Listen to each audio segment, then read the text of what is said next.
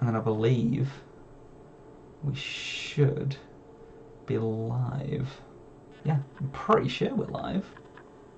Alright. One thing I didn't change, even though we are now officially live, I didn't change the height of the chat. Can you see the chat, by the way? That's directly above you. No. Yeah, I figured, because the only way you can see it is on my video feed. You'd probably be able to see it on the Discord. It says this chat is ready to display messages. Oh, yeah, I see that. Cool.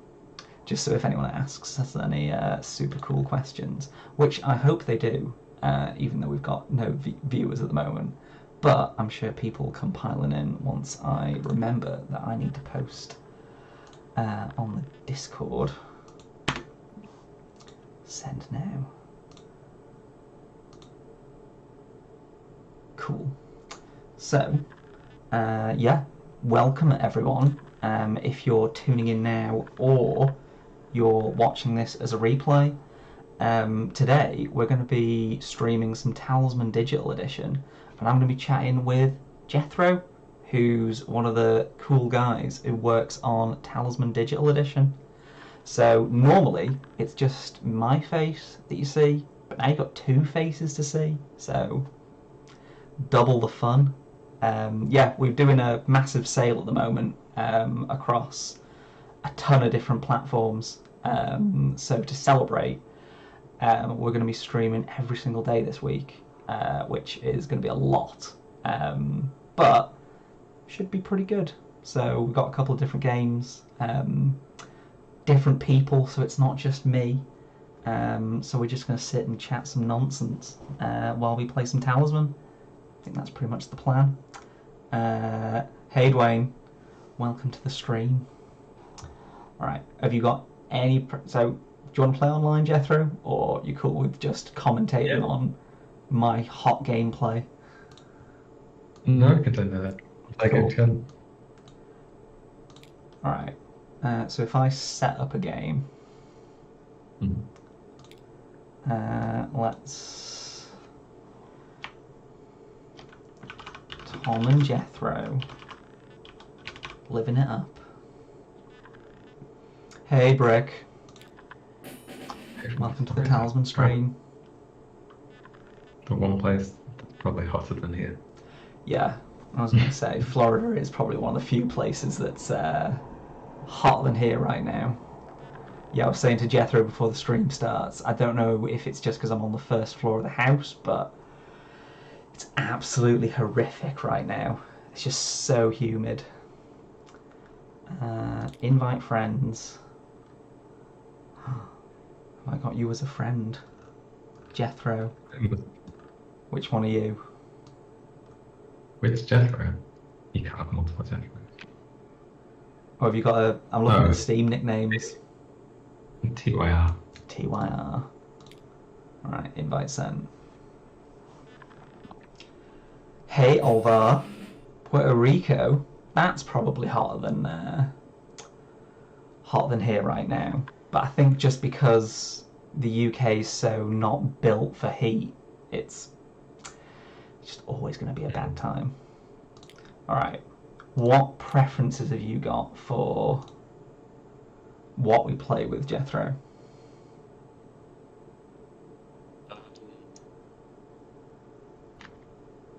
kind of like the original board over the Cataclysm board. Yeah. Okay. So if I've currently got the Harbinger. Harbinger.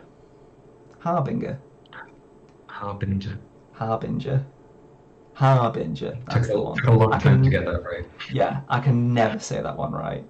Yeah, so I've currently got Base, Reaper, Frost, Dungeon, Highland, Sacred Pool, City, Netherrealm,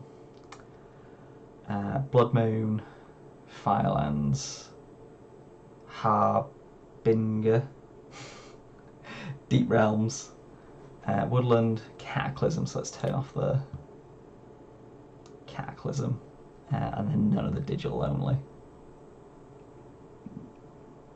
Anything else you want to Okay. toss in there? I don't know. Yeah, What I are you think I think that's pretty good. Like I like having the filings on, just because it kind of fits with the theme of what's happening in the UK right now. Makes us Yeah. feel a bit like you're there living through the filings. Also, it's not Thursday already, Theo. It's a special week where we're streaming every day this week, which is quite fun. So today we're doing Talisman, and then we've got other games throughout the week. All right. Ending preference? Well, we're playing with Oh yeah, we need to change the. another realm, so could go for another realm ending. Yeah, that's true. Or have them in there. Which one's the? Anything but Lightbringer, really. Fair. Lightbearers, sorry. Yeah. All right. So these are the three. What do you call them? The endings. No, Heat's getting to me. Got Heal Gain Life. Think straight yesterday. What's this one? I could just enable all of them and see what they give us. Yeah. That works. Leave it up to the game to decide. Anything else? Choose or random?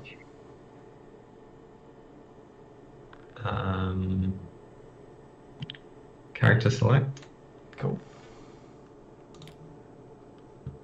That's always been my go-to. Yeah. Characters only. I do like the incremental value for the trophies. I feel like it stops you snowballing quite a bit. Okay. Lives, online timeout, game speed fastest. Let's speed through this crap. I did make sure it resets when you die. Oh yeah. So Yeah, incremental thing. turn off no more lives, yeah. Yeah. Depends what ending we get. No, keep no more lives on, I think. I'll keep no more lives on.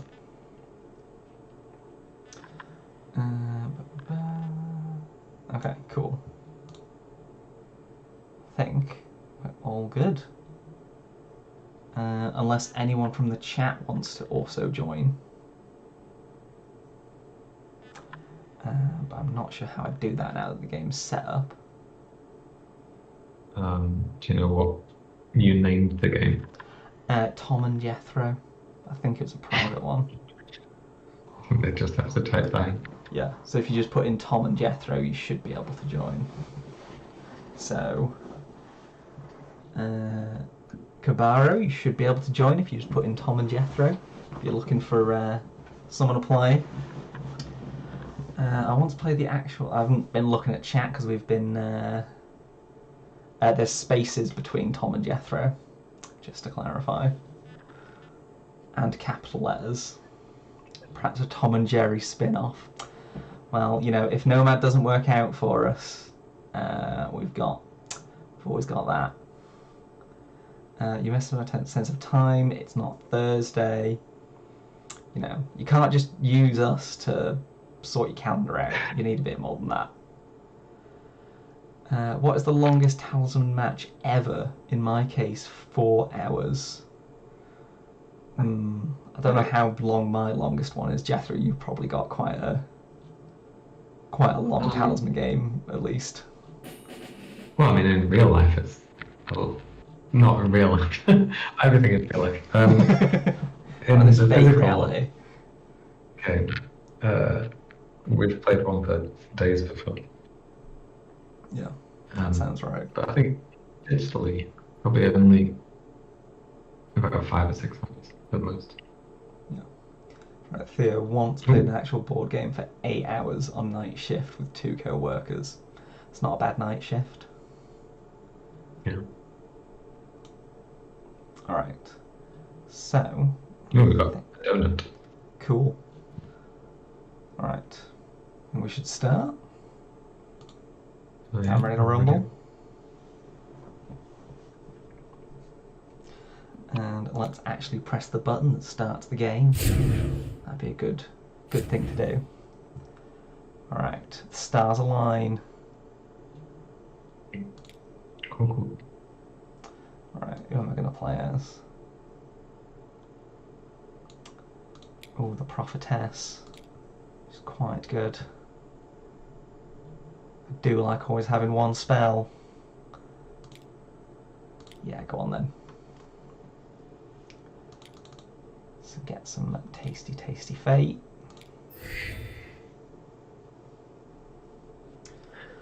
Any reason for the daily stream this week? What else will you be playing? So if you head over to our...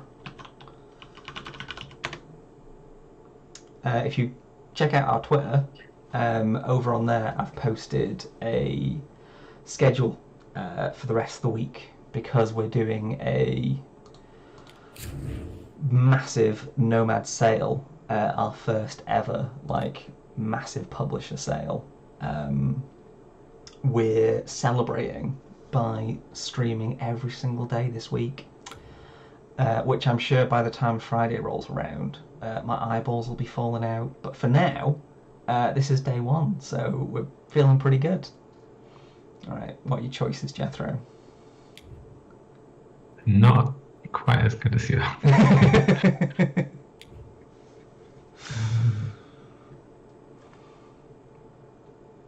It could be good. I do just kind of in some ways I really like the elf. Yeah. Because he's got good base stats, he can evade stuff, and he can move around. Yeah. And also he gets bonus points for being a classic character. Yeah. But his abilities just aren't that exciting. Alright, what's Donut going to go as? I also like playing with someone that's got a easy name to say. I always appreciate that. We are on the Gauntlet ending. So that the game plays 2 cards from their deck face down on each inner region space. 2 cards face down the current command space. Mm-hmm. You have to fight your way through. Okay. So it just makes the trip to the Crown of Command harder, basically? Yeah. Cool. So nothing too complicated, just extra difficulty. I can deal with that.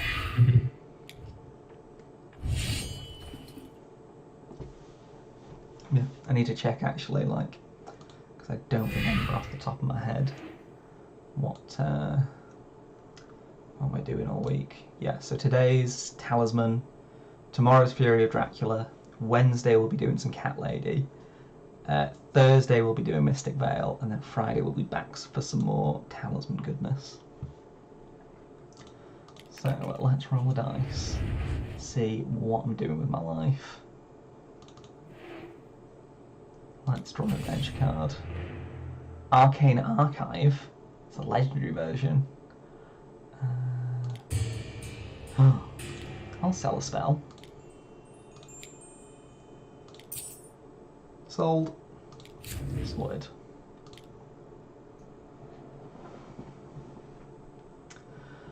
Just missed trying to join. Oh well, next time. Yeah, next time you can join for sure.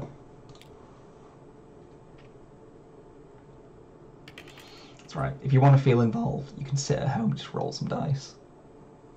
Basically the same experience. Right, what's your plan, Jethro? Turn 1, what's your grand strategy? Attack. Rude. Absolutely rude. Well, what a way to start the game, eh? Sorry, not usually so confrontational, but my actions were quite poor. Can't believe you've done this. Can't believe it. Invite you onto the stream. Come in and beat you up your bag of gold. Disappointed. I'm on my way to the city, you see. Trying to get as much moolah as you can before you go. Smart. Spending money. Not smart taking it from me, but smart strategy.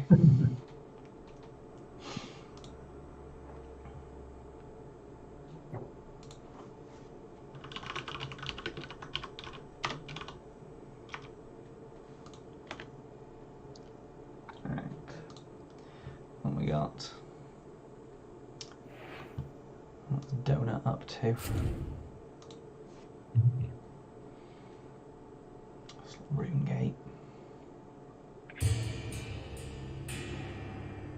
I really like the addition of Rune Gate. I just kind of wish there were more things like that to get around the world. Yeah. Like things that you get set up and then add different shortcuts to the getting around. Yeah. I'm assuming those are pretty easy to put in as well, right? From like a programming point of view, it's literally just if you roll this, move the character to such and such place.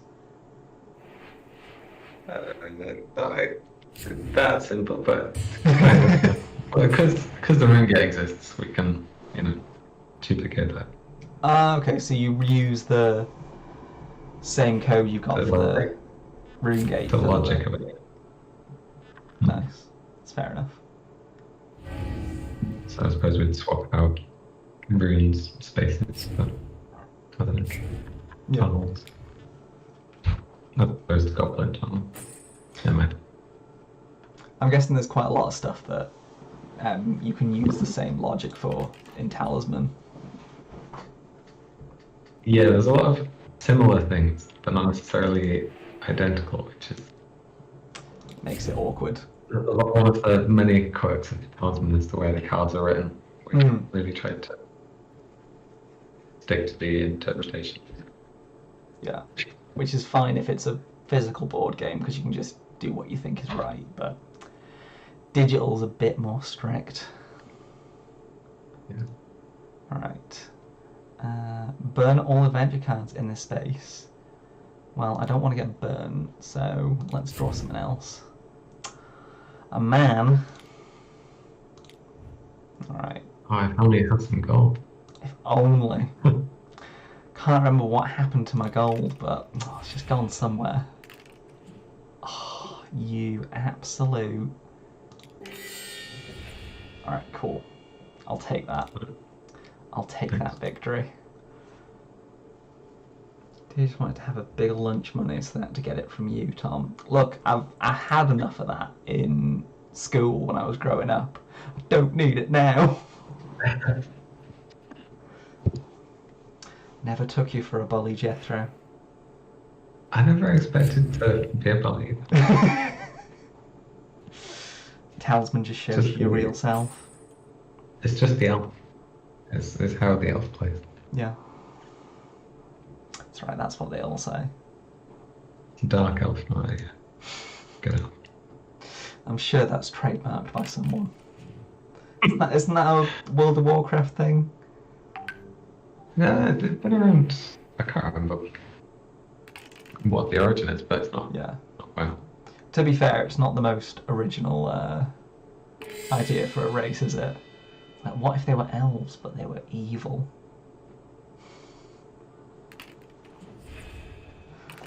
To be fair, no one's made dark dwarves yet, so we can get in on that before anyone else does. Pretty sure. I feel like they have. It might be called dark dwarf, like chaos dwarves. Oh yeah, that's true. Could have chaos dwarves. Hang on, Google's our friend. Dark dwarves. Huh? Alright. Dark dwarves exist. D&D. Yeah, it's a D&D thing. And in the Lord of the Rings. Huh?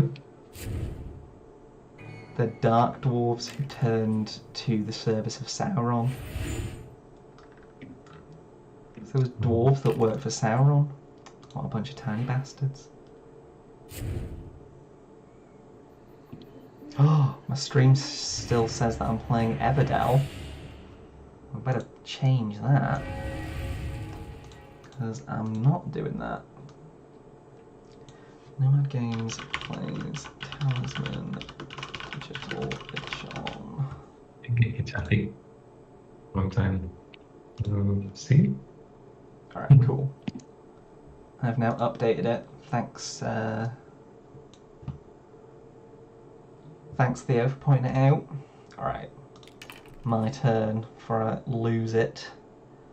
Well, I don't want to go to the graveyard, and I don't want to get 2 adventure cards, so into the woods I go.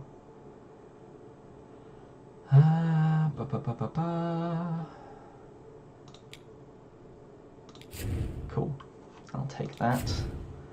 Get a bandito, which I'm not sure I can beat, but I'm going to try. Well, that's a great start.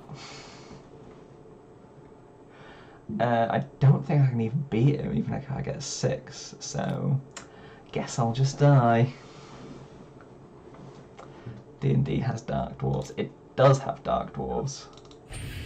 Let's do a divine intervention. I don't want to lose a life.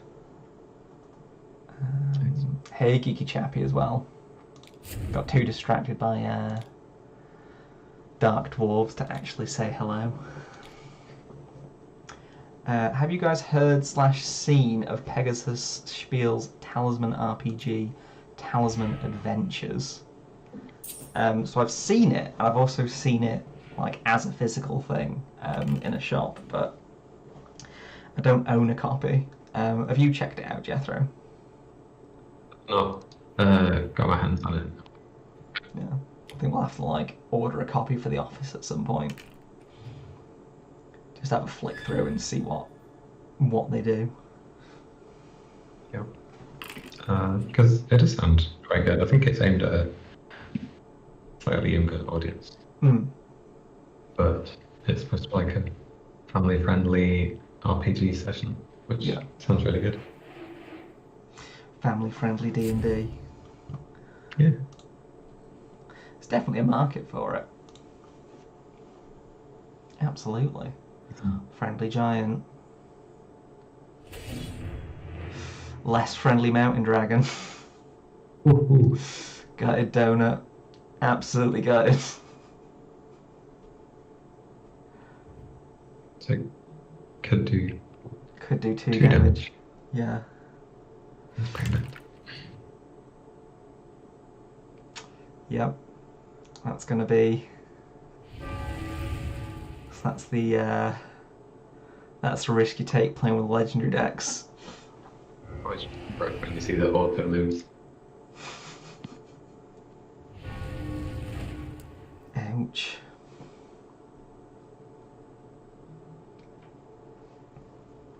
Yeah, how do you feel like about the legendary decks now that they've been out for?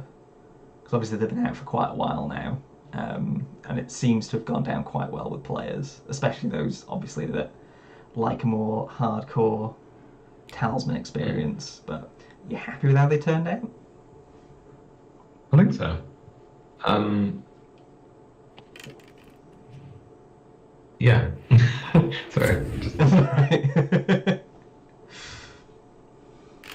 Yeah, I like that we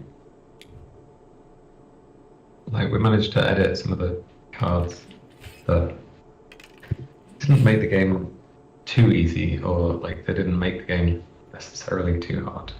Yeah. You still managed to balance it quite well. Yeah. As balanced as Talisman can be. Yeah, but that's one thing, is Talisman's not a balanced game. No, absolutely not. Yeah. But I quite liked the challenge of it, which is why I quite liked getting involved with making the beasts and stuff like that. So So you say you definitely lean towards making Talisman a harder experience. Not fun, I think, because art can be fun. That's true. Let's do a forest. The imbalance is part of the fun of Talisman. Agreed. Yeah, definitely. And the look of the dice as well is always good. Mm. I remember dying to a wild boar as a troll, which there's only one combination of rolls that let you do that, which is the boar rolls a 6, I roll a 1. Yeah. It happened, I think, 3 times in a row. Jesus. So, Christ. it's funny when like bad things happen to you as well. You just have to like roll with what's happening, try and enjoy it, the experience, not like take it far too serious. Like if it was all smooth sailing, it wouldn't be fun, right? Yeah. It's like I used to play a lot of the Civilization games on lower difficulties, but on the lower difficulties, it just turns into like there's no challenge. The enemies aren't gonna do anything for you. It's just click all these buttons in the right order and you win the game. And it just stops being fun after a while. And I think having that random element to Talisman means that you can't just be like, oh, well, I'll just play and I'm guaranteed a win. Yeah. Good. Also from Donut, that is a certified bruh moment. Absolutely.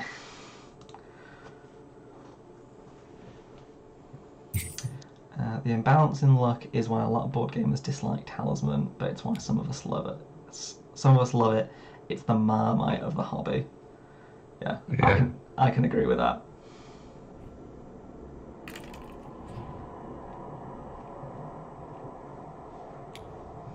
Yeah. Like if you go in knowing that that's the case, you're gonna have a fun time. But if you go in being like, well, the aim of the board game is to win. I don't play a board game to not win. You're not gonna have a fun time.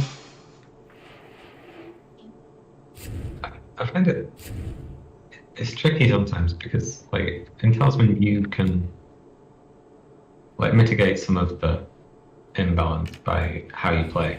But I do see what people mean with like if a game is completely random and your chance of winning is based on the cards you dealt right at the beginning, everything is already set. I do feel that. Yeah. Like, am I playing this or am I just moving the things? Yeah, like what's the difference between the game and the slot machine at that point? Yeah, a little bit. Yeah, that makes sense. Yeah, I feel like even just like the fact that you can roll the dice and then choose which direction that you move, like at least that gives you some. You always have options in that sense, right? Yeah. Apart from when your options are go to the Black Knight or go to the desert, don't really have that many options then. Yeah, I really got into the second edition, which I don't know if it was an official thing, but we had a bunch of. It came with the game.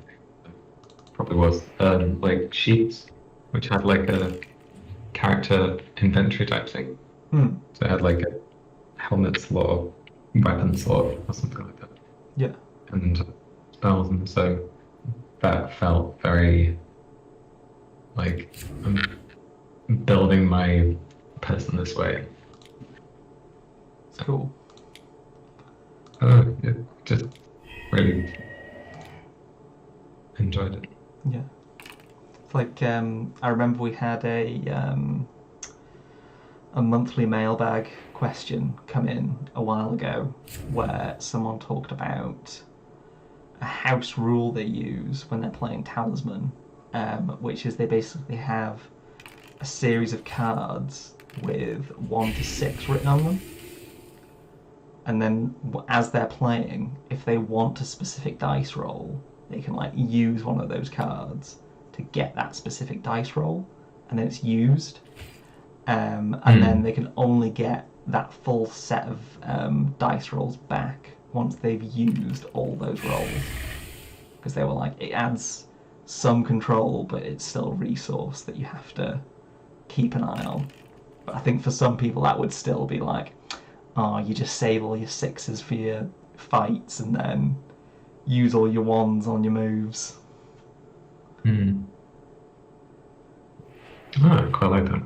But yeah, I mean, quite a few games have got dice decks in, haven't they? That's true.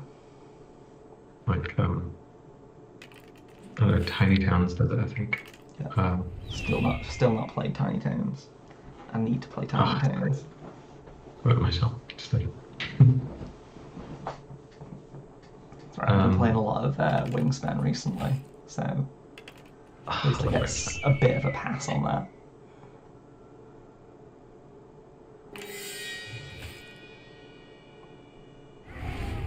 Alright, Donut lives to fight another day. So long. Alright, and the spy is throwing himself into the what did you call that top bit again? The Deep Realms. Deep Realms. He's tossing himself into the Deep Realms. He says deep. I've noticed the AI does love to make a beeline for the Deep Realms if they've got the option. Yeah. I tried to dissuade it. Yeah. But it just loves the really good face-up cards that are there. It's like, that's too good to pass up. Yeah. Yeah. Yeah, because the AI, it makes decisions based on like loads of different factors, doesn't it? But part of it is, if there's a lot of really good face-up stuff, make a beeline for it, because it's worth going for. Yeah. That makes sense. But it's tricky as well, because you don't want it to play like it's making all the best decisions. You have to, like, if you go in and debug it and look at all the values, it's like, oh, that is actually the best decision. Yeah. But it looks rough. Yeah. What's the best decision on paper for a computer isn't necessarily the best decision that a player would make. Yeah. That makes sense.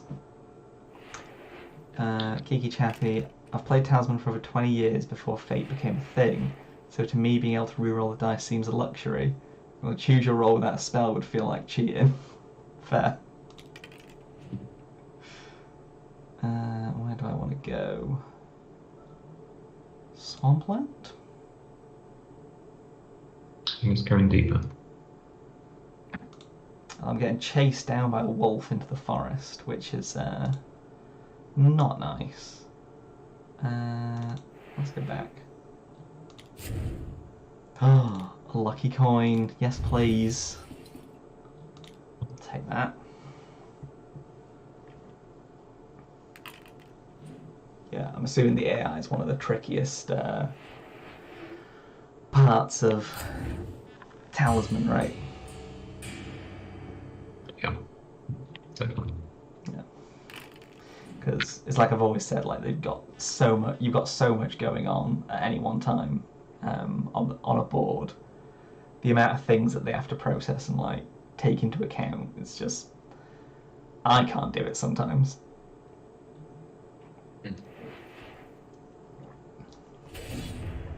Alright. Donut's getting all the legends. Plus at the same time, when playing with the AI, is like... See, I can't say that. I can't say what face and / or face palm. See, it makes sense to the computer. I can at least say that. Alright, Donut is looking rough. Donut's looking mighty rough. Everyone's looking rough, to be fair. Yeah, we're alright. Yeah, we're all right. Everyone else is looking rough. Yeah. See, this is the power of being part of Nomad. It's the DevX. Exactly. Might be the I rat wasn't pack. given it away. Cool. Is he actually going to get all that good stuff? Is Donut one of the Nomad team too? No, Donut just joined the game while we were setting it up. We don't have a secret Donut in part of the Nomad team. We've ate quite a few donuts back when we were all in the office, but no Donut staff members, I'm afraid.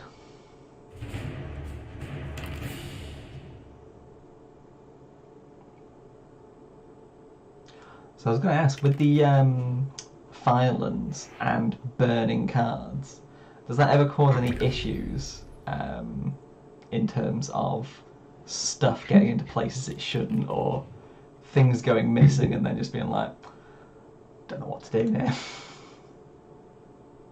Yeah, it did. But I think we sort of fixed it eventually. Because in the board game it just says to chuck it back in the box, the card. You don't have a deck. So at one point we were just binning them into like the void. But then we made burn decks. Okay, so it goes into its own separate deck that's just for the burning cards. That makes sense. So the game still knows it exists. It just doesn't go, oh, well, it's gone forever now. So did you have anything in place previously that would move things between decks? Or did you have to specifically put that in, do you remember? Well, we did have the normal deck and the discard deck, but other than that, there was a lot of very tricky bits of things. That makes sense. I think we've got a question for you. What's the biggest frustration you've come across converting the board game to digital? Dark Fate. Dark Fate. Without a doubt. Yeah. We put it off for so long. Yeah. Because it's just such a easy mechanic in the real world. Not real world, the physical board game to just be like, oh, hold on, I'm going to reroll your dice. It's such a simple thing, but to put that in a board game, in a digital board game where everything can be interrupted, it was just, didn't want to slow down the game as much as it does. Yeah. So it wasn't necessarily that it was tough to implement, it was just trying to put it in. No, it was tough to implement as well. Oh, okay. It's just the whole frustrating on most levels. That makes sense. Yeah. It is tricky to make it so that it actually does what you want it to do. And yeah, it definitely slows down the game. Which is why I think we launched with the option, which is the house rule of Dark Fate as Light Fate. Just use the card mechanics, but don't actually interrupt my game. That makes sense. Donut says, I mean, I'd love to be a part of the team, but unfortunately I'm not. Well, we do actually have some current positions available here at Nomad. So if you go to nomadgames.co.uk/careers, I believe we still have a job listing up. I've not taken it down, and I'm the one that manages the website. So should be still up there.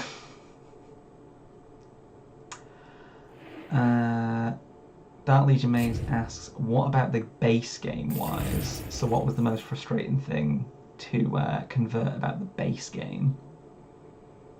I only joined company after the base game was done. So I can't really speak out. Fair enough. Yeah, I'm not sure. Is there anything that's with, in the base game that causes a load of issues? Or is like particularly annoying? sure. Probably no.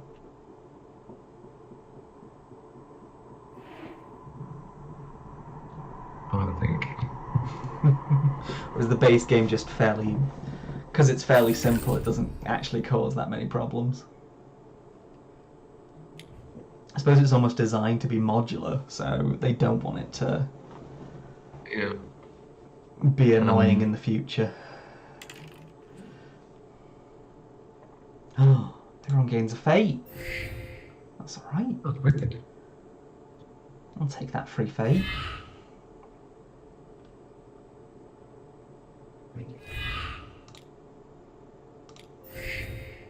Cool.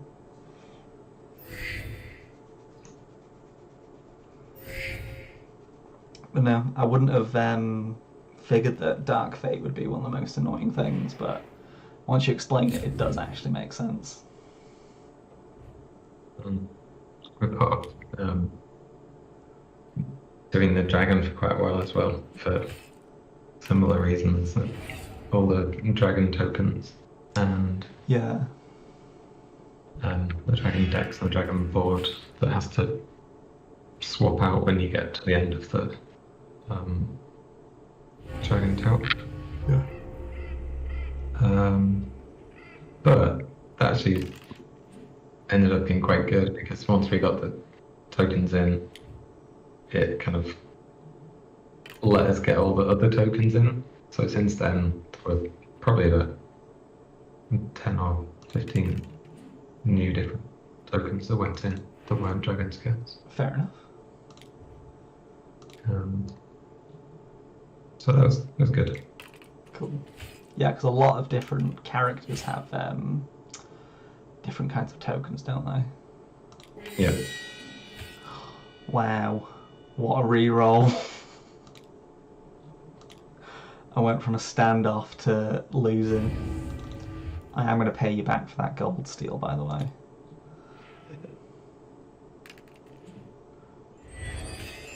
You're so welcome. Oh, you can't affect me. Oh yeah? Can't move. I can only move you one way because you're in the city. Well, you can move me one, two. I'll move you one, so don't you feel like a fool. Yeah, you could have moved two and I'll have moved you one. Dwayne asks, is there anything you personally would like to implement into the game but haven't yet? So this can be literally anything. And just because he says it doesn't mean it's going to happen. I know what you're all like. Yeah. That's very true. I had a very long list at one point, but as time has gone by, some of them have got it. Is there anything that absolutely could never happen, but you're still like, oh, that'd be cool? I would like an inventory, like from another like RPG style game where you've got your two hands and your armor or whatnot. So so you like got modules that you can attach different things to. Yeah, but there's a lot of things that break that. Yeah. Like there's, I think one of the beasts rewards lets you have and use all the weapons that you can use. So you could have like 50 swords and use them. And you'd have that to doesn't like, really work. here's my 50 arms. Yeah. Yeah, that makes sense. And auto equip, we did have in there for a very long time. But it wasn't reliable, and some people wanted the less optimal scenario sometimes because they wanted to lose to something. Yeah. Especially when Harbinger cards came out. Sometimes you didn't want to win against this thing because then the bad effect happens. You lose all of your trophies or something. That makes sense. Yeah, you don't want to be put in a position where you're like, well, if I could not use this equipment, I'd live. Okay. But because I'm forced to use this equipment, I die. Yeah.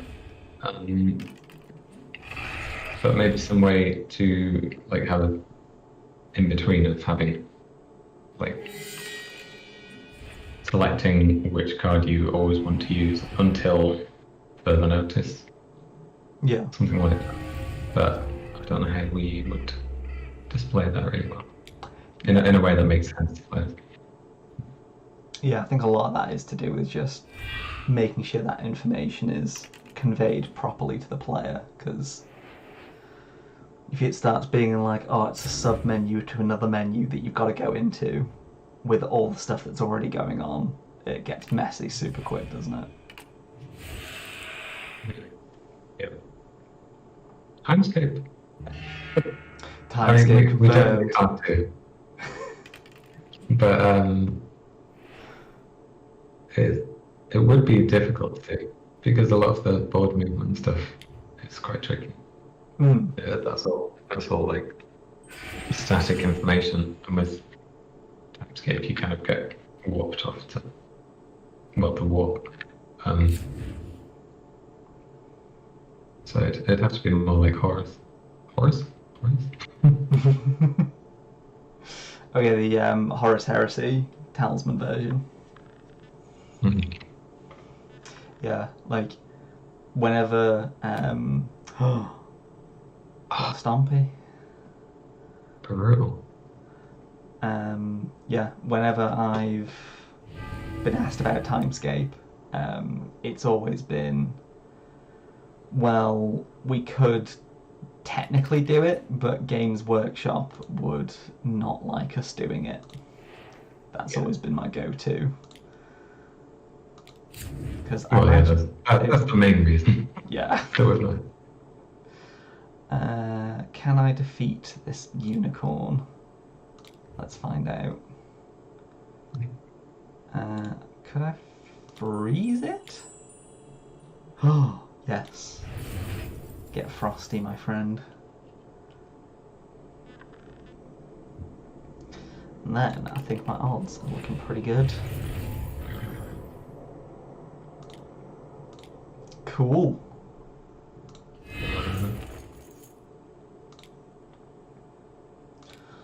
I get to move some friends. Next update, I think. I don't know, Tom would do that.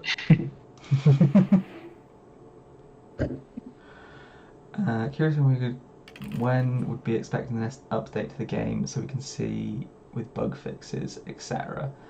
So at the moment, I know that we've got a patch that is in. It's basically because we've got to submit the patch for Nintendo, Steam, iOS, Android, GOG, Windows Store, Xbox, and PlayStation.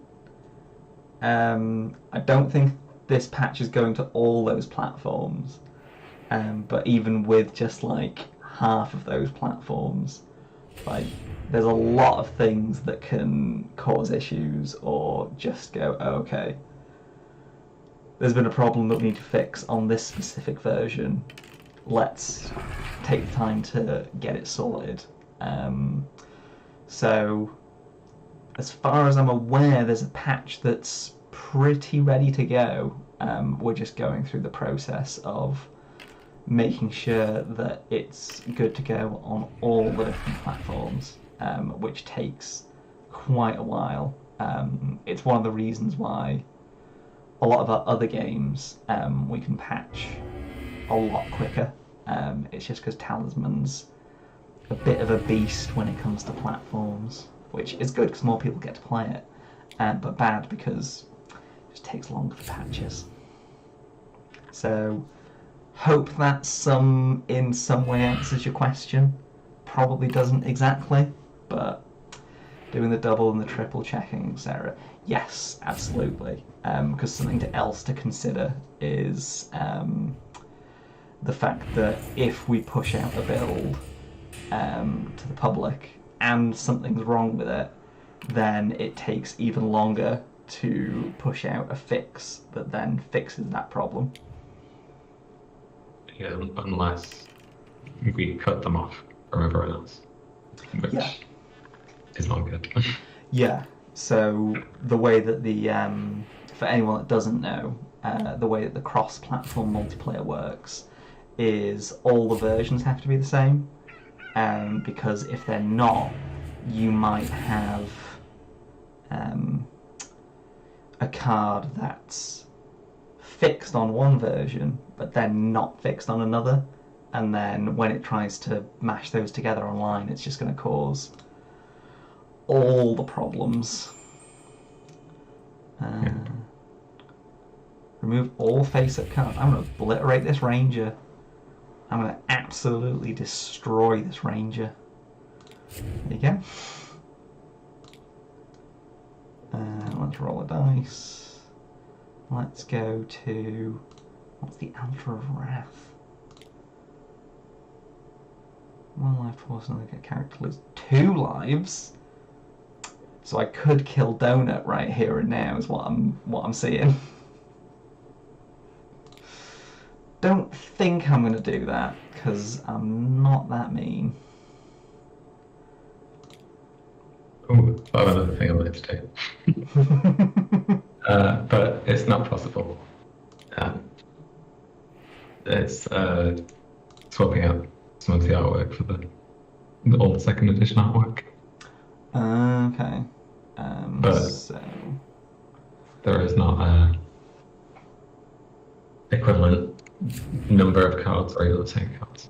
Yeah. That does not work. Fair. I like this. I like the world eater box. It's a cursed object, but it's quite fun. Yeah. But the chance to knock off the AI in my book is always yes, please.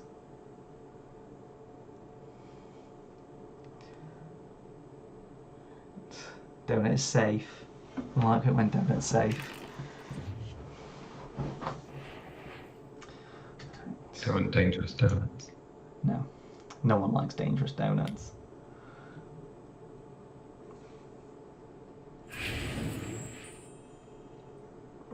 Bit of displacement.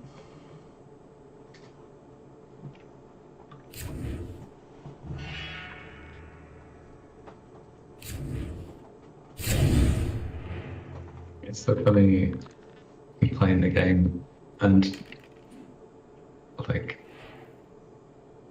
knowing like all of the things that happened over the lifetime. But it's like with displacement, that was one of the spells that would grind games to a halt. The AI had it. Yeah. Like initially it was like a 15-minute wait. Seriously.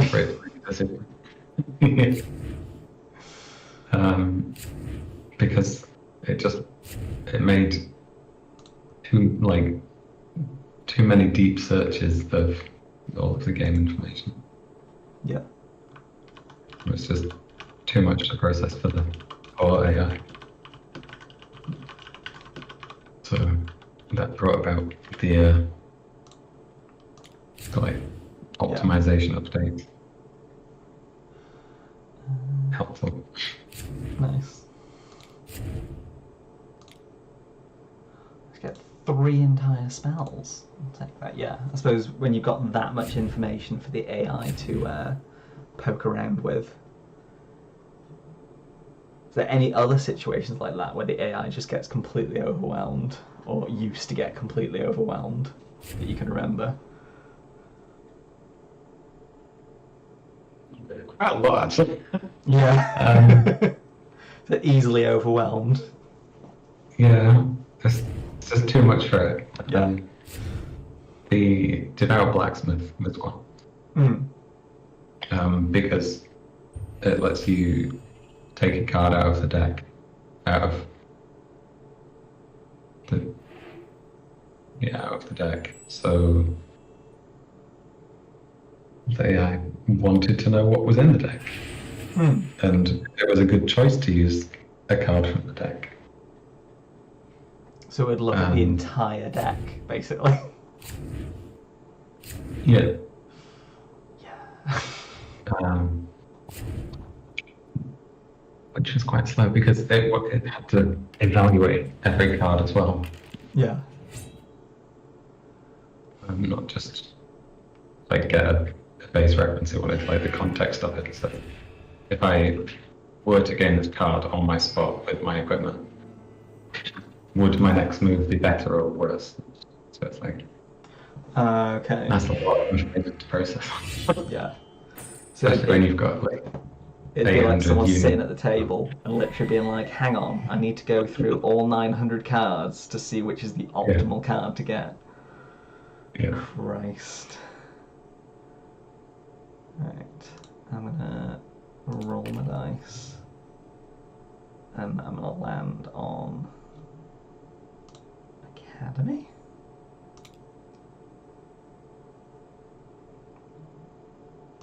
I've not got enough gold, so let's go back into the woods.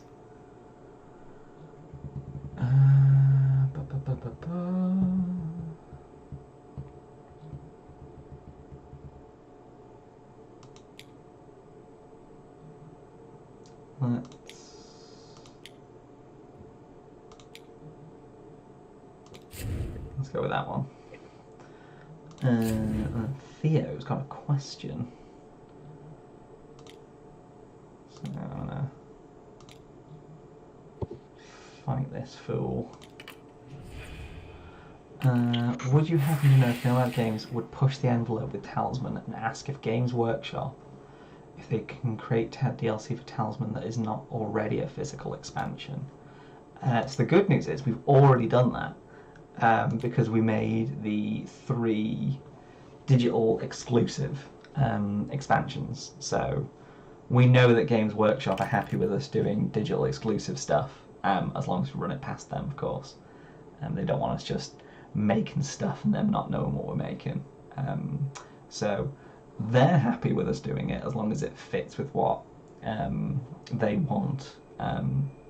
So yeah, hope that answers your question, which is separate to will we make more DLC, which is a different question. Dark Legion Mage, what would be the most annoying thing about playing with the AI?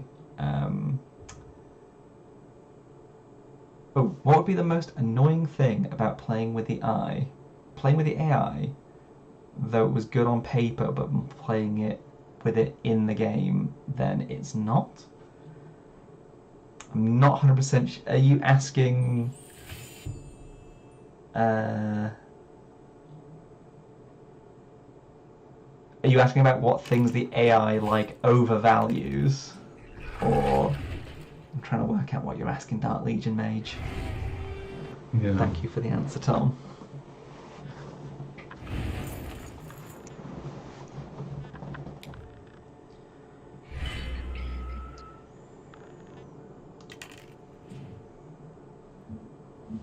Challenge points. Right, what we got? Donut's still clinging on to life.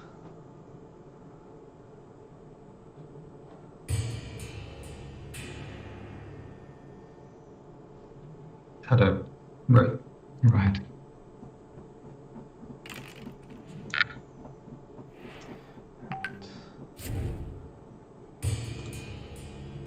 What's annoying thing about playing with the AI? The where the AI thought it was good. Oh, it makes sense. Oh, as in good on paper, as in it looks good, but actually when they use it, it's not. I think that's what they're asking. So the AI is like, oh no, this is a really good thing to go for, and then manages to get it, and it's actually not worth all the effort they put into getting it. There were a couple of things which I can't remember exactly what cards they were. The AI would make like a beeline to it, pick it up, and then immediately drop it. Oh. and then it'd move away, and then it'd go, oh, there's that thing over there. Let's go get that, and then it'd pick it up and drop it. Oh. That makes sense. So that was an issue because I think we at the time weren't valuing or like taking into account multiples of the same thing. So yeah, if you had an axe and you needed to get past the sentinel for some reason and get across the river without fighting the sentinel, it'd be like, right, the axe is my go-to thing. Let's go get an axe and cross the storm river. But it, for some reason, didn't take into account then that it already has an axe, and it could just do that anyway. So it went after the axe, and then it picked it up and he goes, oh, now I have 2 axes. I don't need this axe. Okay. So it was like, well, I need it. And just completely forgetting about the fact that it already has one. Yeah. That makes sense. I think that's the closest thing. Yeah. It happened with a couple of cards, but not too many instances of it. Yeah. I suppose it's a fairly easy thing to spot when the AI is just consistently going for something that's not going to give it any benefit. Yeah, we had a what we call a soak test machine, which just constantly ran AI games, and every now and again that would get stuck, and you'd see like the screen flickering between 6 choices or something. So you would go over there and debug it and fix that. That makes sense. That's what helped us solve the idea. Do you guys play Talisman outside of work/stream? So I'm not the biggest Talisman player outside of work. When I first joined Nomad, I played quite a bit of it, just half because it was playing the biggest game of the company that I just joined, and the other half I was like, oh, I'm enjoying this podcast on, play some Talisman. But nowadays I don't play a ton of it outside of work, to be fair. I think it's one of those things where because it's what you do for work, sometimes it still puts you in that work headspace, even though you're playing a video game. Like, you're playing it and you're thinking like, oh, there's this thing that I need to do, or oh, there's this email that I forgot to send, just because playing the game reminds you of work. So yeah, I don't really play a huge amount of it, to be fair. Jethro, if you play tons of it, please let me know. I don't anymore. Like, I mean, if I'm playing games on like a board game session or something, but then I'd be very up for playing it anytime. But I don't play the physical version of it because I've spent probably in the region of 10,000 hours playing and testing Talisman. Yeah. So I still enjoy it. Like, oh yeah. But I don't play too much right now. Yeah.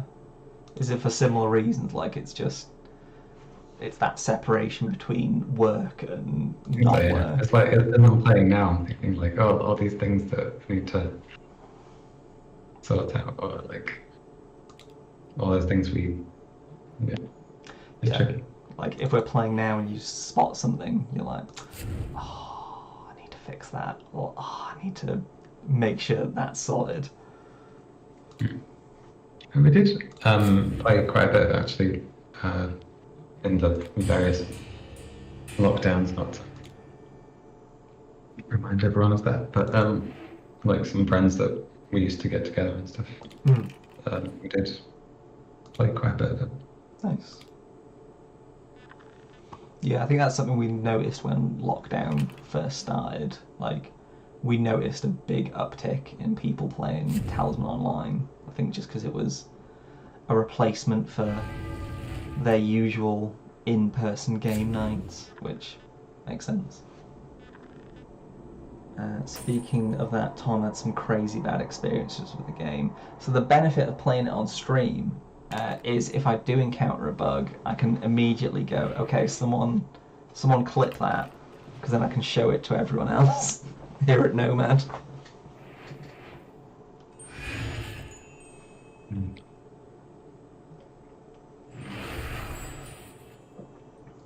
Oh, stealing yourself a spell. Yep. Nice. Oh, I don't know if that'll work actually. Because it's from the spell stone. No, it did work. Nice. It's always good when the people that program the game's like, I don't know if this will work. Should technically work. Like I said, like there's so many different moving parts in Talisman. Sometimes it is hard to tell how different things are going to interact, right? Yeah, especially with spells. The spells are a tricky bit of logic. Yeah. Because they're all interruptions at any point in the game, and that can cause so many issues. Yeah. Because there's a lot of spells that are like, you can only cast this at a specific time that helps a bit with that, right? But there's also ones that are like, oh well, if you want to heal someone, you can do it at any point. So anytime anything happens, it's like, do you want to heal now? Do you want to heal now? You might want to heal a bit. All stuff is like as you're about to roll the dice, or after you roll the dice or something. But that doesn't take into account that you might have moved to a space, encountered something on that space which is before the space encounter. That might have caused you to draw something else and encounter that. And then you're rolling for an object that you're going to use on that roll. It's like you're this deep in the kind of logic of what's going on that to undo all of that is just a big jump. That makes sense. But on the face of it, roll this like, do this when you're about to roll the dice. Sounds really simple. Yeah. And in the physical book game, it's like, oh, you're about to roll the dice. Let's do this. Yeah. I think as well, like you have the massive benefit in the physical game of if someone misses something that they were meant to do at like the start of their turn, you'd be like, oh, just do it now. It's fine. Don't worry about it. But in this, you literally can't just be like, oh, it's fine. Don't worry about it. It's all good.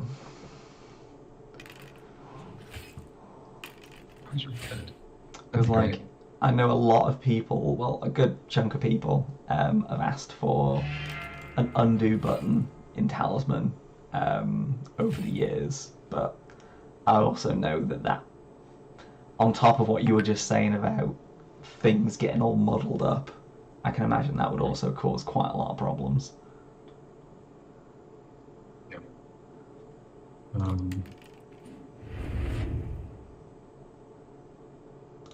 Aging Mage asks if there's any board games we're enjoying as of late with your co-workers or co-ops, digital or in person, that are not normal board games.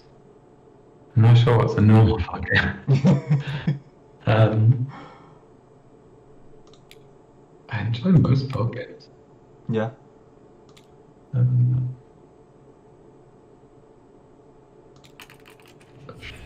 don't know if there's any unusual ones that I've been enjoying recently. Mostly, like, we play a lot of Wingspan. And it's one of those games where you play one session and like, alright, we should play that again. No. Yeah, and you just keep playing and keep playing. Yeah, and then you like should put it away, and you're like, well, could just leave it out and then play it again tomorrow. Yeah. And then it's been out for a week, and you're like, oh, okay, should probably put this away now. Yeah. I've been playing a couple of games of The Mind recently. Because I picked it It's so up hard for, not to cheat. yeah, I picked it Because up any for communication, hmm? because any communication is cheating, and it seems like you just work out a different way to communicate Yeah. with the mind. It's very tricky. Yeah. I like it, but I managed to I played with one of my friends and we managed to beat level 12 purely by constantly going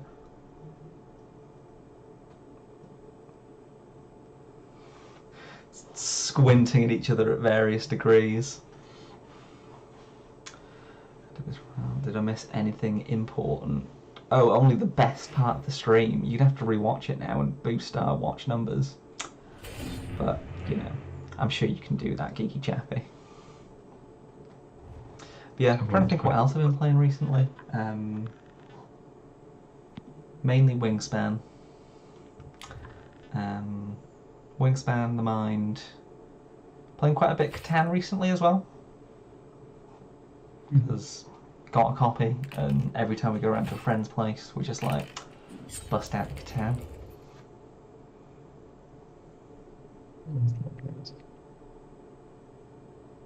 Oh, it's that Basilisk roll doubles.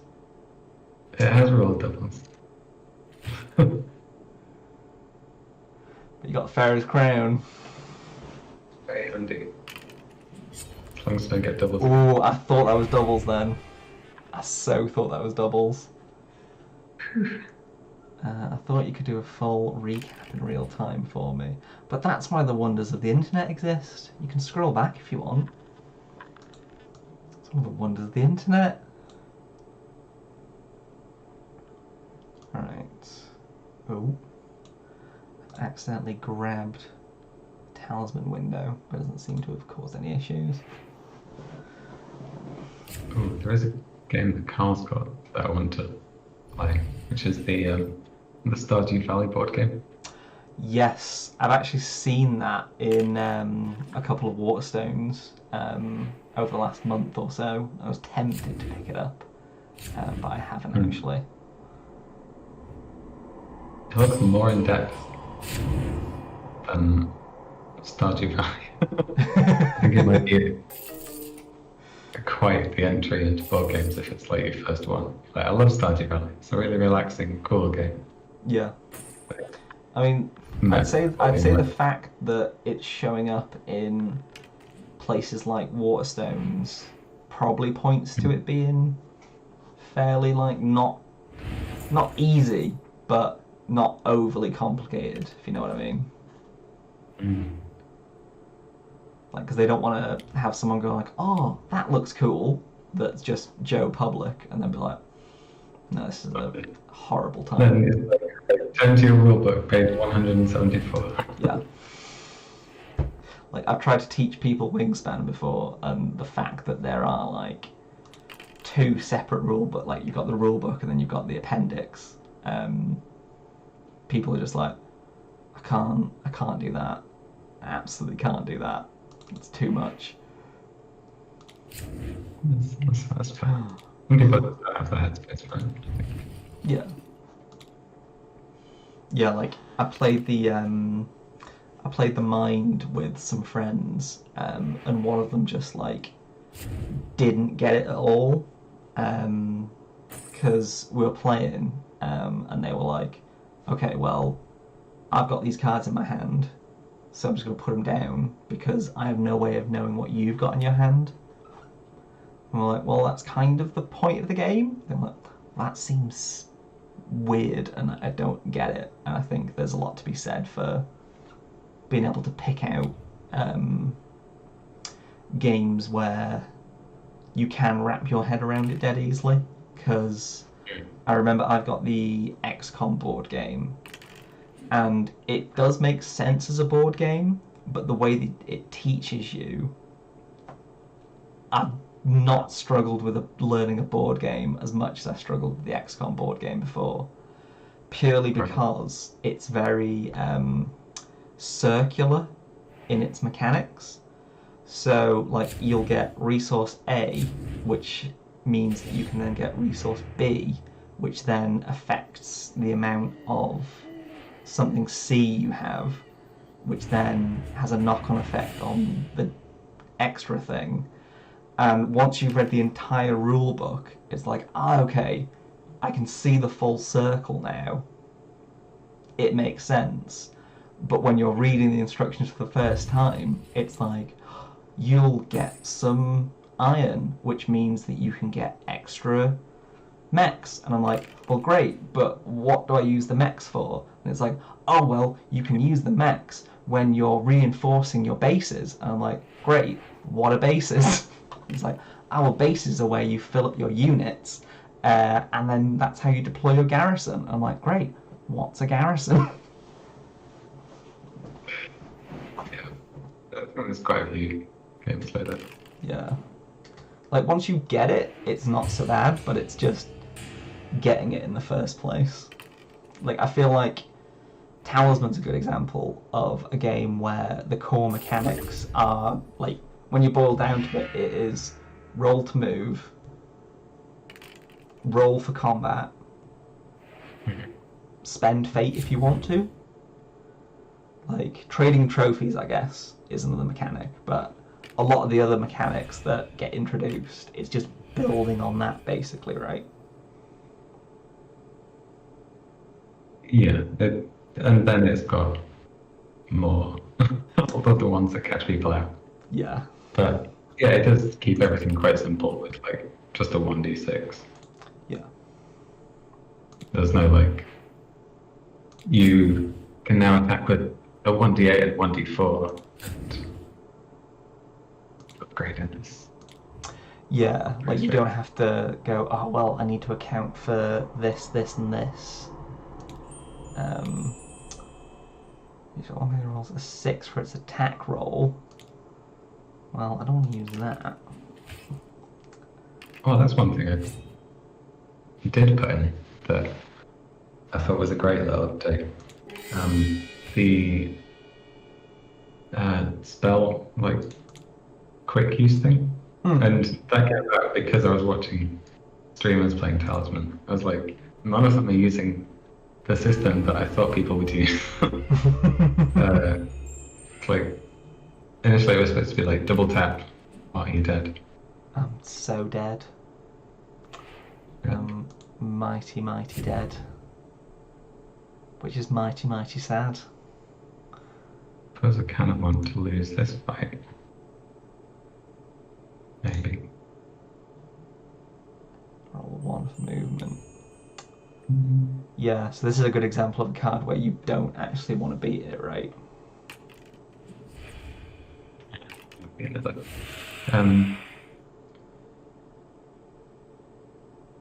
Yeah, I was watching people play and noticing that everyone single taps their spells to use them.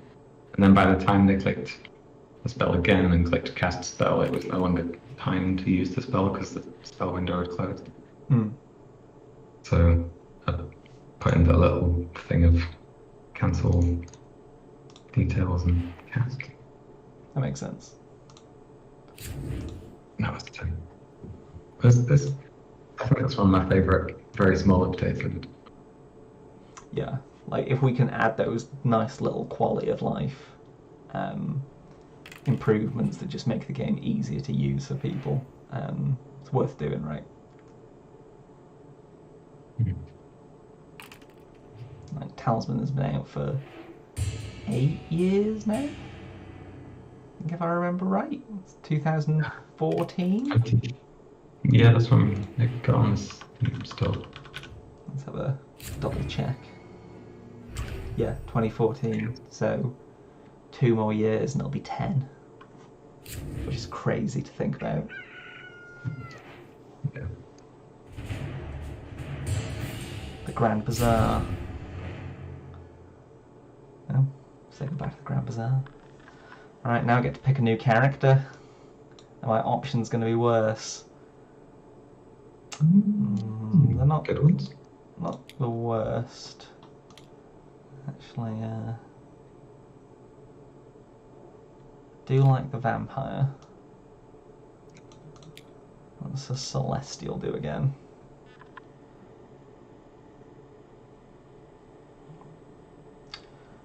Instead,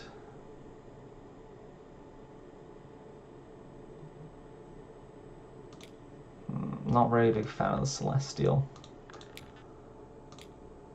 Swordsman.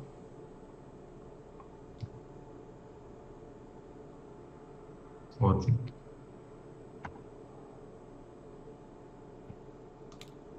Alright, I'm gonna go swords. I'm gonna go swords, but swords bloke. Professional swords bloke. And I'm gonna go get all my stuff back. Arcane Archive. Oh, I don't have enough money for that. So I might as well go to the room gate and see where I can skedaddle off to.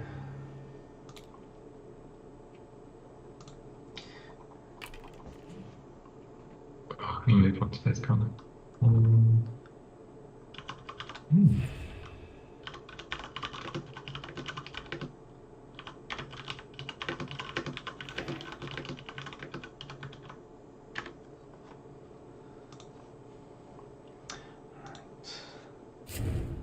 Now, as long as no one else gets all my sweet, sweet stuff, should be okay.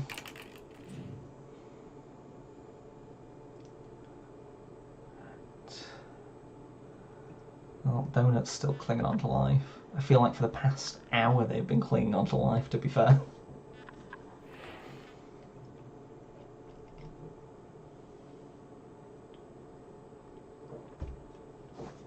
Curious, any movies or shows you guys are enjoying as of late? Got any particular good movies or shows you're watching, Jethro? Just finished watching. Get the actual name of it. Wu-Tang, an American Saga. Oh, nice. That's the one on Disney Plus, right? Yeah. Is it good? It's really good, yeah. Nice. I'll have to. I do like a bit of Wu-Tang. I really appreciate the way that they always say swords. Bring out your swords. Yeah. Yeah, I know. I'll have to watch. I did spot it on Disney Plus, and I was like, maybe. But no, I'll definitely check it out. On Friday, I went to watch Where the Crawdads Sing, because I managed to find somewhere that was still playing it and not got around to watching it yet. And it was mighty good. I will say, mighty good. Definitely recommend it. I've not actually been watching a huge amount of stuff recently other than Star Wars. I finished all 6 seasons of the Clone Wars animated show, and then I started Star Wars Rebels, just because it's like, I enjoy it, but I'm not putting my full attention into it, so I'm just sort of like, this is fine to watch. I'm not that bothered if I miss minor things, so I'll like sit on the couch and just play some Stardew Valley and watch some Star Wars, or if I'm doing the washing up, I'll put some Star Wars on my phone. Tends to be what I've been doing for the last like 4 or 5 months, which is how I've managed to get through like 8 seasons of Star Wars.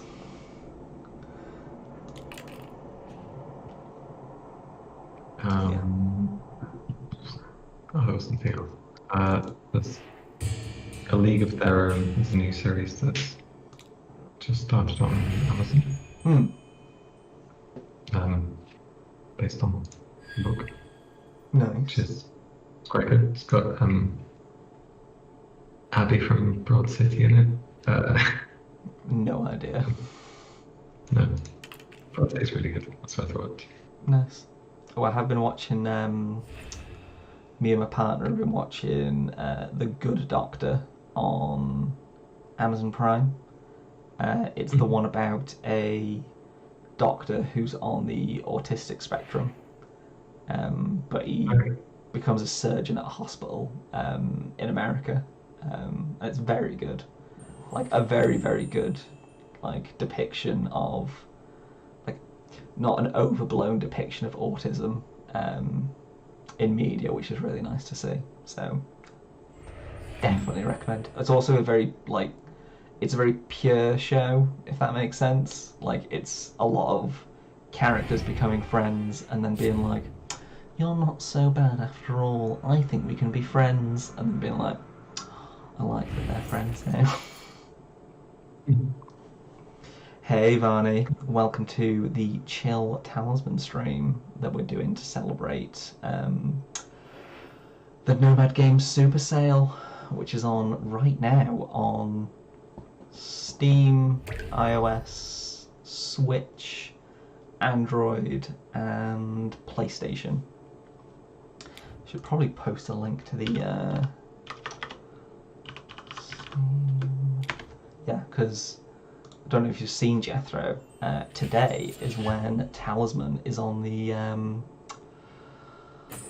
daily deal, so we're on the Steam front page. We're bumping shoulders with Spider-Man. That's awesome. That's cool. Let me go on there. I wouldn't have seen it because I have it in my inventory. Fair. Yeah. If you're on Steam, go check out our developer sale.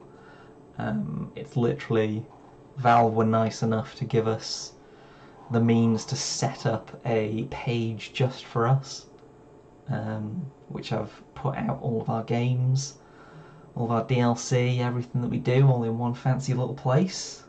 So it's dead easy to have a nice little browse.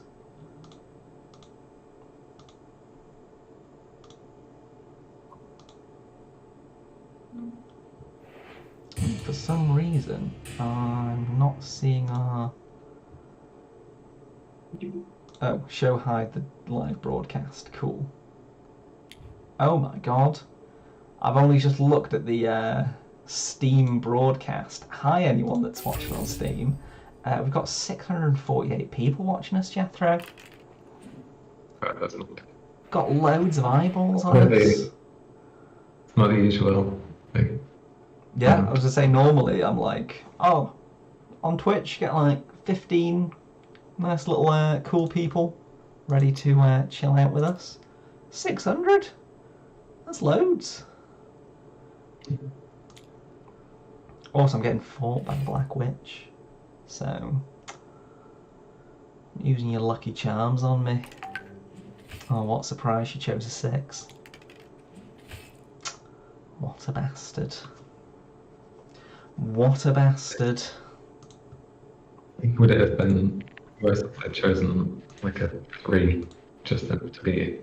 Yeah, just be like, see, I don't even need a 6. I can beat you with just a 3. Yeah. Oh, she's taken my sword. What a bastard. Any video games you guys enjoying as of late that are not work related? I've just started playing XCOM 2 and it's absolutely amazing. So I've been playing lots of that and occasionally playing some Stardew Valley, but mostly XCOM 2. What about you, Jethro? Any video games you've been playing? I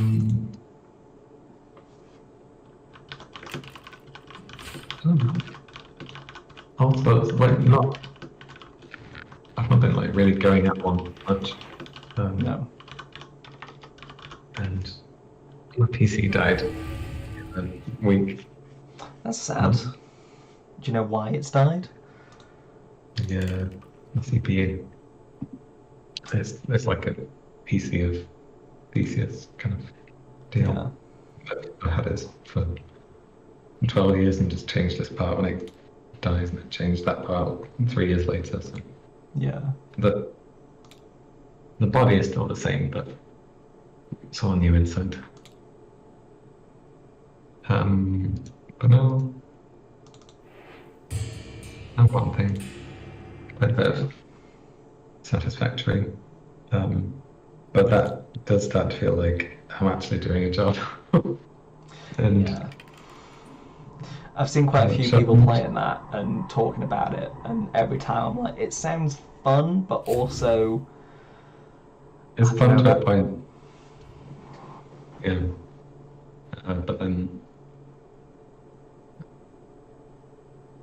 it becomes a realization of like, is this fun or is it just work? Yeah. Is it fun, or are you just feeling compelled to be like, I need to make this better, I need to improve it? And yeah, that's missing some things like the ability to copy and paste some stuff. Yeah. It's still in early access, right? I think so, yeah. Yeah. I feel like that's one of those games that'll be in early access for like 10 years. Because they'll just be like, why would we make a sequel? We can just keep adding to the first one. And then just bits and stuff of other games like Slay Spire, Deep Rock Galactic, Hades. Nice. So you tend to like just dip in and out of games more than just, all right, this is the game that I'm playing and this is what I'm going to play. I try to, because otherwise I'll just play one thing for months. And I'm like, what have you been doing? I'm like, I don't know. I've mastered this game for no reason. That makes sense. Yeah, I need to play Hades as well. I've played Slay the Spire. Absolutely love Slay the Spire. Absolutely amazing game. But I need to get on the Hades bandwagon. Yeah, that's good. It's quite a learning curve. But I've not played like a solid roguelike for quite a while, so I feel like I need another one to sink my teeth into. Varney, like XCOM game, I have Acton Cthulhu pending. I'm a grey man, someone sent me their time, I need it. Yeah, finding the time to actually play all these games and do all these things, that tends to be the problem now. Like, I remember when I was a student in uni and just, oh, what are you going to do this weekend? Skyrim's just come out, I'm going to play that for 2 weeks. That's all I'm going to do. yeah, Slay the Spire is such a great game. Slay the Spire is very, very good. I think Slay the Spire is one of the games where I really just appreciate the amount of effort that's gone into the like nitty gritty of the design of it, making sure that loads of different strategies are viable and multiple cards work across different builds and things like that. Like, it's just a very, very well designed game.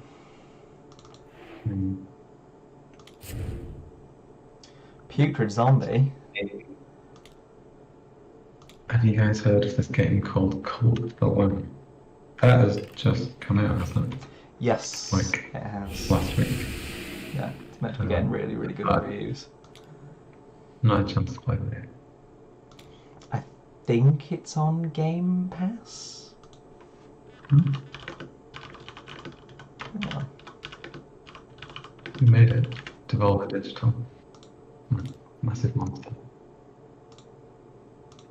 Oh yeah, anything that Devolver Digital does tends to be a safe bet. Yeah, it's like them and Chucklefish. It's good. Whatever they touch tends to go. Oh yeah, absolutely.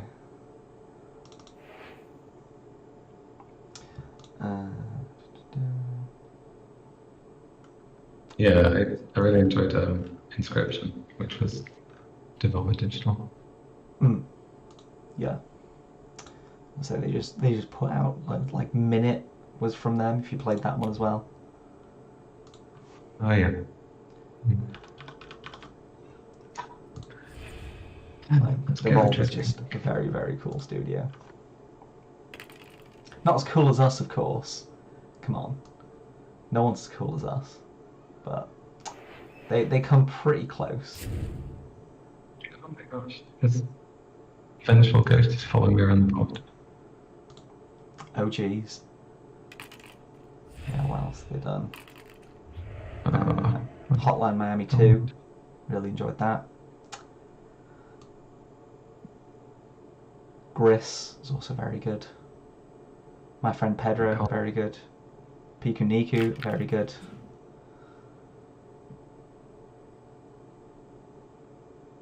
Yeah, just very, very good studio. Well, I'll say studio, publisher.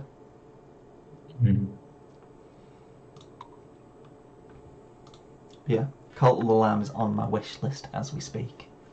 Just gonna wait for a hot min.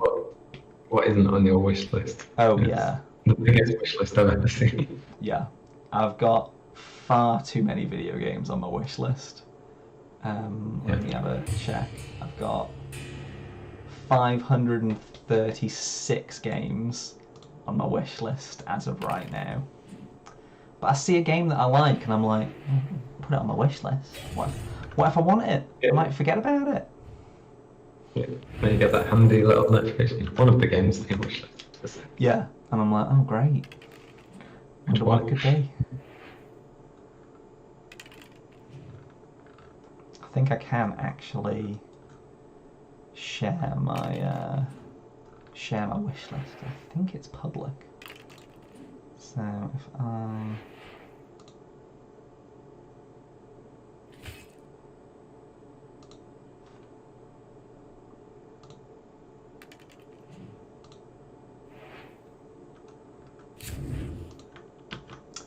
I can actually, anyone wants to see any games that gets my thumbs up of being cool, you can officially do that now.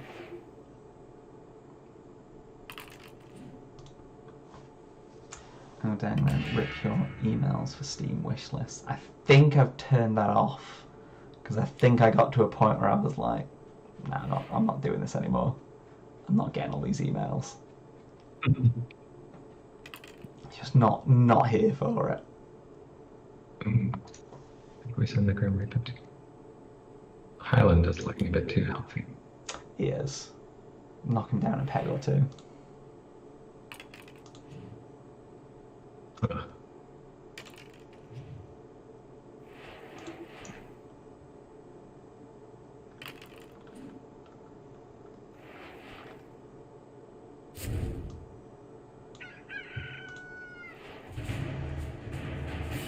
Yeah, I think it's got to the point now where when the Steam sale rolls around, I basically just go, I'll just set myself a limit of how much I can spend and then pick what looks good off my wish list, because otherwise it gets absolutely...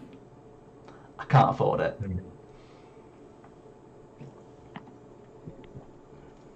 Absolutely can't afford it.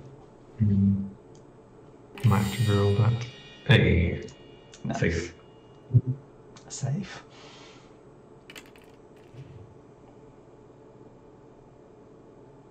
Oh, damn it. To be fair, you never know. No way of knowing. Gutted donut. Absolutely gutted. Got all those opals and rubies and diamonds. Oh yeah. I think someone's going to have to be making a beeline. So if I roll a 1... Oh, that's good.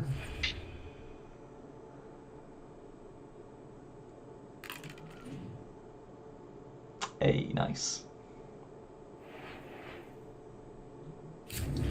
Having 150 games in the wishlist will make it very difficult for the algorithm to psychoanalyze you. A good tactic. To be fair, I think the algorithm for Steam does go off what I've been playing recently a little bit more, which tends to be quite good, to be fair. Like, as someone that works like with the storefronts on the back end, I basically work with every single storefront at this point, I think. you don't appreciate how much Steam does for you as a developer until you start looking at other storefronts.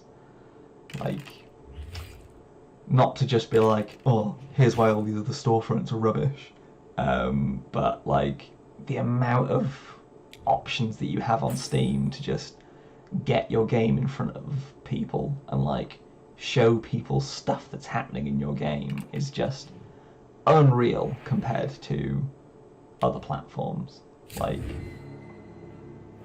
it's just ridiculous. Like, other platforms you can't even do announcements, you can't even show people what's going on. It's just gutted. You've got a storefront, that's all you've got. Like, it's just unreal.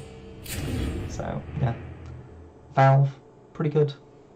Turns out. Also, if anyone's from Valve is watching, keep it up. Also, if anyone from Valve is watching, really like what you do. Alright, let's see. So I could re-roll just on the off chance that I get a 1, because that would be very nice. Yeah, I'm going to re-roll just in case I get a 1. A 3! Got the same thing that I re-rolled. Dice are obviously rigged. Come on, Jethro. It's time for us all to admit it. Let's talk about Valve as only able to play Half-Life 2 Deathmatch. Curious to know any of the games on your wish list that you really want to play if you had the chance to. Yes, that's why it's on my wish list. Like, pretty much every single game that's on my wish list is something that I've looked at and gone, oh yeah, I'd really like to play that. So the answer is yes. Let's have a... one that jumps out. I probably lost, I think. I'd really like to play Vampire Survivors because I've heard that's really good. I do want to play Stray. Yeah, I really want It to looks play really Stray. good. I haven't got it.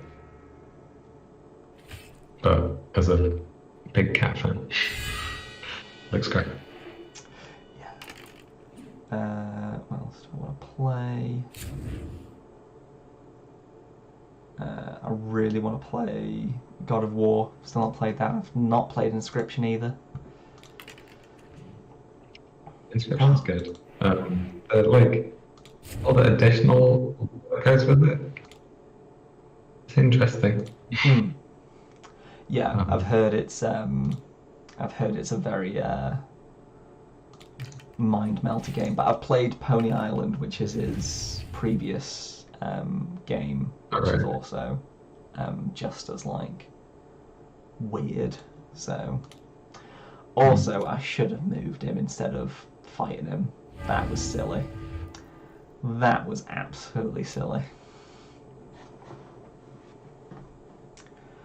That +2 crystal lying in the dungeon has been asking for someone to take it for a long time. You're not wrong. You're absolutely not wrong. Any of those that pop more to you than others?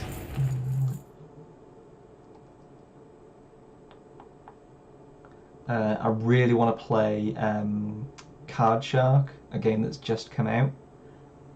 So the idea of Card Shark, for anyone that's not heard of it, is it's set in, I think it's like it's basically set in like, it's set in the 18th century, and you're a hustler and a card cheat who's trying to go around these like upper class civilized parties and cheat your way to a fortune. So you don't actually play any of the games. All of the mechanics in the game are based around you cheating successfully. And it's meant to be really, really fun. Like, I love the idea of a game where all mechanics are based around you trying to bluff and cheat your way to victory. Like, you'd never actually play any of the like poker or anything that you're actually playing. It's all about the cheating. which sounds really fun. Like it's interesting twists on pre-existing games like that. Like it's not just you play a card game and it's got some interesting mechanics. It's all about what's going on around the game that you're playing. I find really interesting. I also really want to play Donut County because you play as a whole. And what game do you not want to play as a whole? Like if we could add a whole character to Talisman, I'd be for it. What? Like turn the horrible black void into Yeah, playable character. not bad. I did enjoy something came out just before that game, which was like Hole.io or something. I can't remember. It's like a competitive version of it where you were each a hole and you had to grow bigger than the other holes to hit the other holes. Cool. Sort of like the I always remember those classic like Flash games that you used to get on places like Newgrounds, where it's like you start out as a small fish. It was that sort of thing. And you've got to eat them in order.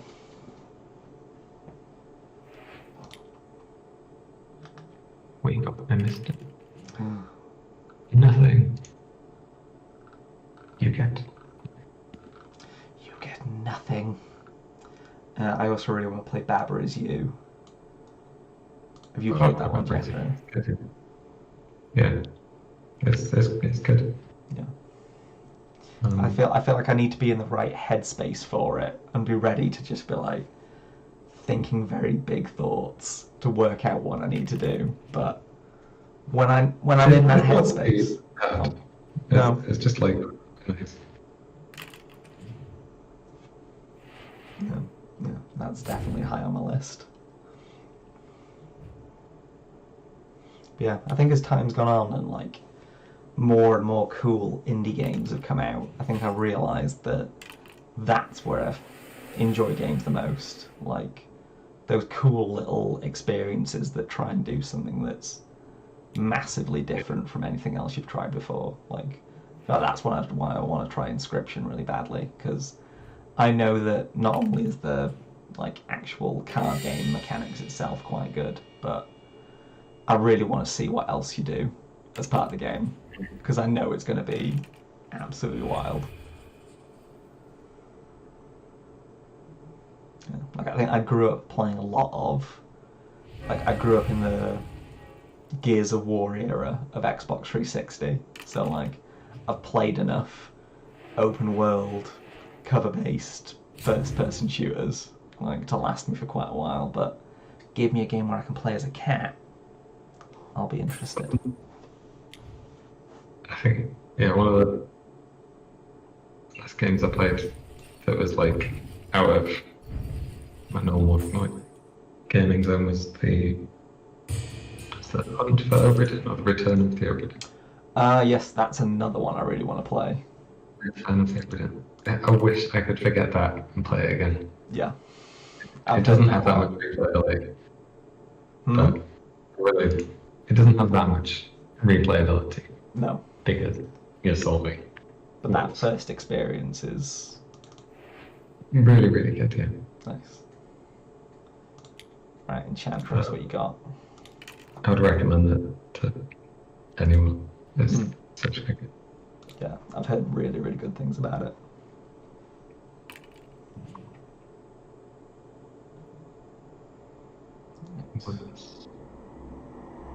Where you going, Jethro? What you doing? Let me get 2 cards. I'm curious for a crazy question. What would you do, Tom, if a friendly friend thought it would be cool and just sent a good chunk of money to buy everything in your Steam wish list, all in one go? And what game would you play when your mind was done with the mind-blown part? I'd worry about their financial situation. And that would be my immediate question. But I can also do this. which is... So there's various websites, if you've not used them before, online, where you can put in your Steam profile, and then it'll give you various stats about your Steam profile. So, for example, my Steam account, if I paid for all of my games that I own on Steam at the lowest value I could have bought them for, that would be £3,000, £3 British, well, £3,000 British. If I wanted to buy all of them today, so if I was like, I want to recreate my Steam library on a new account, it would cost me £1,300. No, £13,000. That's the one. £13,000.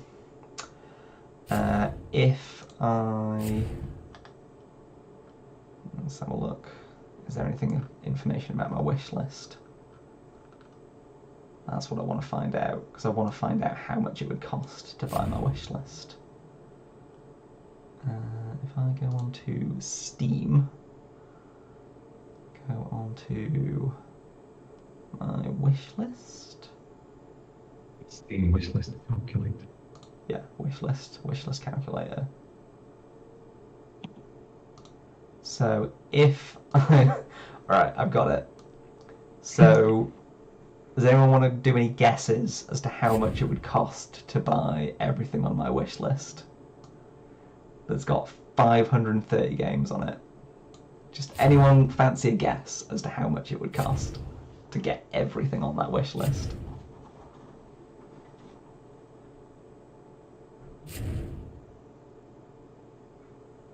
Any guesses? I mean, I'd probably go for somewhere around 9,000. Pretty good. You're a lot closer than Geeky Chappie, I'd say that. So if I wanted to buy everything off my wish list, it would cost me £8,954. Wow, that was very close. Yeah. So basically £9,000. So if someone turned around and was like, I'm going to buy you everything off your wish list, I'd be like, you can probably find some better things to spend £9,000 on.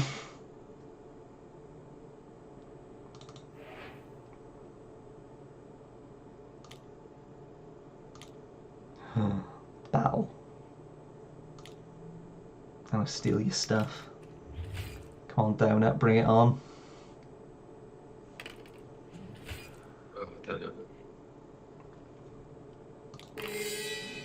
I didn't mean to click that, but I still won, so that's fine. That's right, I'm going to blame my sweaty mouse. Oh, interesting. I've been burnt. Take that. Oh, no. Jesus. Jesus Christ.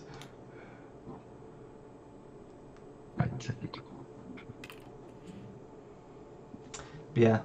So your answer is, if someone wants to play £9,000, I'd say there's probably better things you can spend your money on. Also, the main issue would be that you'd spend £9,000 and then I'd go, oh, great. Oh, but I've got so many games to play. Should probably still play the games that I had before everyone bought everything off my wish list. So I just stick to playing XCOM 2. So there'd be no benefit for spending all that money.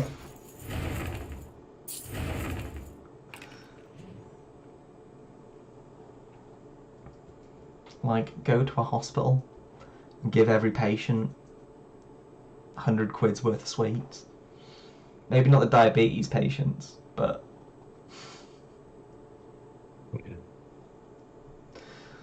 Yeah. But something more worthwhile. Yeah. There's some more worthwhile causes than giving me a load of video games when I already have a load of video games. there's a fair chunk of my library that is still untouched. I'm trying to get through it, but Yeah. there's Steam sales at Yeah. Tuesday. Steam sales and humble bundles. Yeah. Settle for one thing off my wish list, but start using their Steam wish list to buy games for their birthdays. None of them ever does it for me. And it's my birthday tomorrow. Well, happy birthday for tomorrow, Geeky Chappy. Yes. Happy birthday for tomorrow. Massive happy birthday. Start using the Steam wish list to buy. Yeah. I've got one friend who does it for me around my birthday, and I do it for him. So it's like a mutual thing, but not really had it. In the early days of Steam, I feel like it happened a bit more, but I don't know if that's because all my friends had loads of student loan that they could splash around.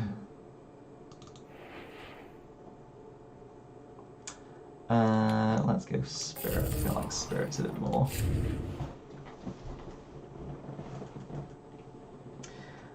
Same thing, I have thousands of games but tend to play the same one, which is Talisman. Well, we appreciate you sticking with that classic.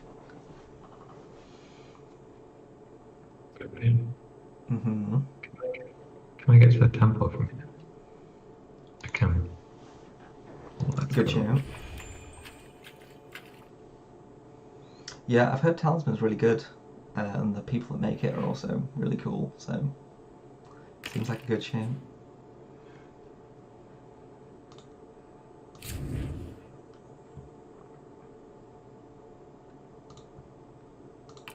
Right, what we got?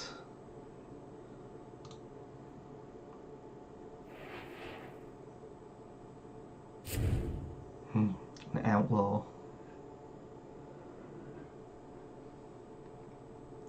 Right, well, it is officially coming up to 3 o'clock. So as anyone that's tuned in to a number of these streams know, I normally like to finish at about 3 because it means that I'm not finishing the stream and going, oh, can't sort out all these emails that have come through while I was streaming. So, and also we've taken up a good chunk of Jethro's time. So I think what I'm going to do is end the stream in a hot min. But thank you everyone so much who's tuned in. Especially thank you to all the cool people on Steam who've tuned in. Because I think you've broken our previous record by quite a bit just by tuning in, which massively appreciate. But yeah, we'll be back at the same time tomorrow for some tasty. I can't remember what game we're playing tomorrow. Can you tell? We're going to be back with some Fury of Dracula. So if you want something a bit spookier, tune in for some Fury of Dracula, because that's bound to be fun. And yeah, join our Discord, because that's where all the cool people hang out. I think pretty much everyone that's been chatting in the stream today I recognise from our Discord. We've got more than 3,000 members now, so full of lots of cool people who are willing to argue about which Talisman cards are the best, which is always fun. Check us out on social media. We've got a Twitter, like everyone else. We've got a Facebook, like everyone else. We're not on TikTok, because we're not cool enough for that, and also I don't really understand it. So as the person that manages all our social media, I'm not going to go on TikTok, because I'm also not that good at dancing. So if you really want us to do a TikTok, please let me know. But I'm banking on the fact that most of our audience is too old for TikTok. So, yeah, let me know if you want a TikTok or if you'd hate the idea. I'd love to I think deal with your practice runs at flossing. That'd be great. I also think the horrible thing is my limited knowledge of like pop culture and internet culture is I think flossing is like massively outdated at this point. Like, yeah. I think if we try to do it, people will be like, dude, that's so like 2020 cringe. Yeah. Such cringe. So I think I'm playing it safe and just keeping us away from TikTok entirely. Maybe if like we hire a social media manager that's like 19 and they can be like, oh, I know all about the TikToks. I can do all the stuff. But until then, we'll be staying very clear. So, yeah. Thanks everyone for tuning into the stream. Tune in tomorrow when we'll be playing some Fury of Dracula. Thanks massively, Jethro, for joining me so I didn't have to stream solo and answering questions. I think a lot of people appreciated that. And yeah, check us out on all the social medias apart from TikTok. Don't go there, it's full of lies. Yeah, check out all the discounts in the Steam Nomad Games sale. Check us out on all the different platforms. I took too long because I'm talking. That's fine. Get on with it, game. Yeah, thanks everyone. And yeah, we'll see you all tomorrow. Thanks again.